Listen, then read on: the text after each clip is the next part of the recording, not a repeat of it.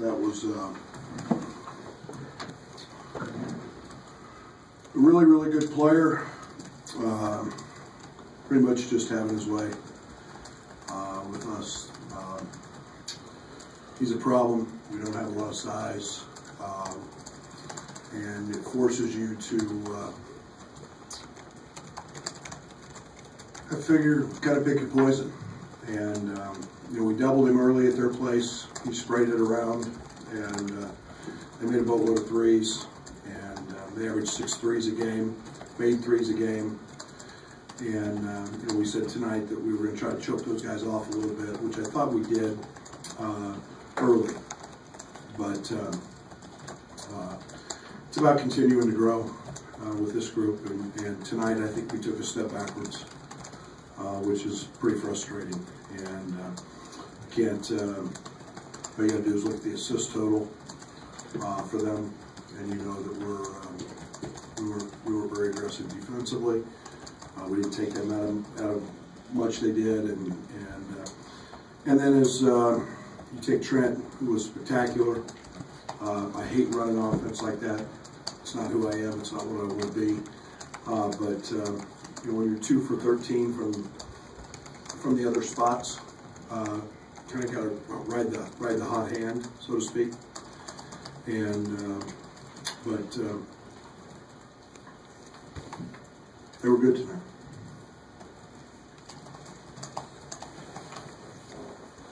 Brad, when you have LeBron and Trent kind of carrying you through most of this season, how do you address that in the short term and the long term? Recruiting. In the long term, I mean, the game is about making shots. And you go take any team in the NBA. Who's number 1? Villanova, they lost the other night. But go look at them. They're minus a couple guys. Make shots. You gotta make shots. We won every place I've been because we make shots. You have to score, and you have to do it from multiple spots. And I've tried avoiding it. I've tried not putting pressure on them. I mean, at some point you gotta jump out and make a shot, and when they're open. And we shot air ball layups tonight. Goodness, I mean, you got to make shots, and that's the object of the game. And sometimes it's frustrating when you get open, and we've got to see that ball go in. We've proven we can be a good shooting team. The inconsistency is what drives me mad. It just drives me mad. I'm so frustrated with that. Only 7 assists tonight. What did you see out of the ball movement tonight, and just stagnant in general? It was good. It was great early. We were pretty good early. We got whatever we wanted. We spent all week what we call 2-man game on the backside.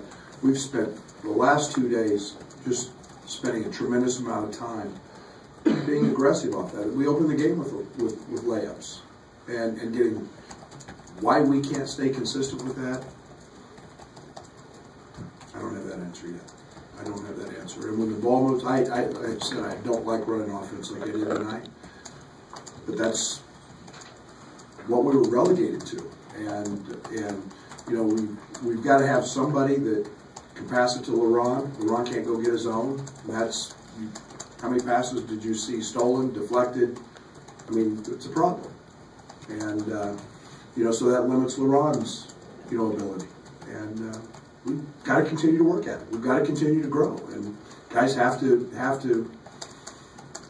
make those plays. They're high major college basketball players. We've got to make those plays.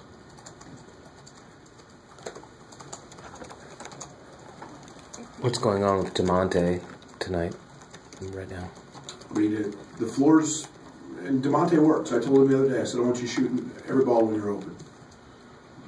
But tonight was a night where, if you understand the game, they collapsed. The paint was a sea of red, and he hasn't shot the ball particularly well in league play. I think he's shooting 6% from the 3-point line. It makes it pretty tough. And there'll be other nights for DeMonte. I mean, even if you don't like to play offensively that way, for Trent to be the one guy that stepped up and made shots, just what did you think about his performance tonight? I think Trent's really, really good.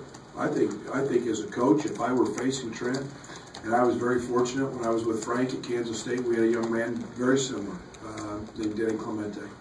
Had that speed and had that quickness, and everybody feared it. And it is very hard to guard.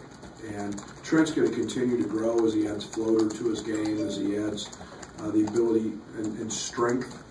You saw Trent drive it in there one time, get a little nudge and get the ball knocked out of his hand. Those plays, he'll a year from now, he'll be finishing those. I mean, Trent's 170 pounds, so but it's hard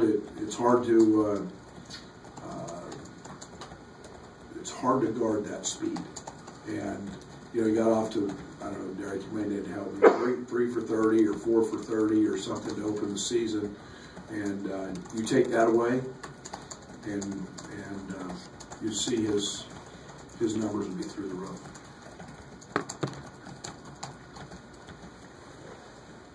I just wanted to ask about Kipper. Is he feeling bad? Yeah, he said it's something with his sinuses, so he didn't feel like he could go.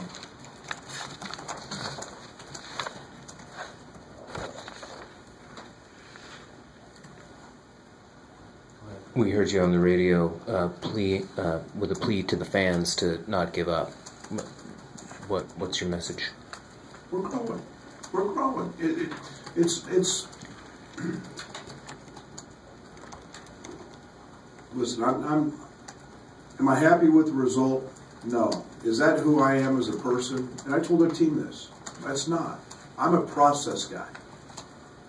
And it's all about the process. And if we continue, we took a step back in the process tonight. And I still believe this team can go beat anybody in this league. But until the process becomes we're everyday guys, and we're gonna be that, that's, to me, that's a challenge for character, and we've got to continue to strive to do that. I strive every day to put the best, most consistent Brad Underwood I can be. And I want our players to do that. And when we do that, if the other team scores more points than us and the result is they beat us, then I'll figure out why, and we'll go back and work. But Illinois is a special place, and I was elated to have the opportunity to be the basketball coach here, and part of that is you all, the fans, are special. You're elite. This league's elite. And, I think everybody goes through cycles. I don't know. And help me out. So, 4 years ago, Purdue was where? And now they're ranked in the top 10. It's a cycle. And it's a process. Do I like it? Absolutely not. I'm a bad loser. I've told you all that many times. But the process has to happen. And we've got to continue to grow. And that's all I'm asking our guys every single day is it's about growth. And it's about establishing the identity we want to be about. And until we do that, nights like tonight happen. Scott? Spoke quite a bit yesterday about Moran and rebounding. Did the maybe go chase it method work better today before? Well, he had an unbelievable stretch right there at the end of the first half. I was actually trying to get him out. He had 2 fouls. But he kind of kept us right there in the mix there through the half. And yeah, I mean, just not. You saw we didn't put him on half. We had a guard forward where he could we thought could kind of free up and go chase some balls, and he was better tonight. 11 boards, and we'll take that every night. That's a double-double. That's a big-time game, and he's got to get some help. It's every night. Start looking at our other totals, and there's a reason I'm playing Aaron. Aaron goes and chases balls, and it gives that.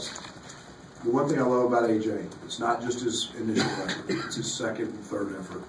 When guys try to block him out, that he's making, and those are winning plays. That's about our process. Thank you. Thank you. Thanks, Brad.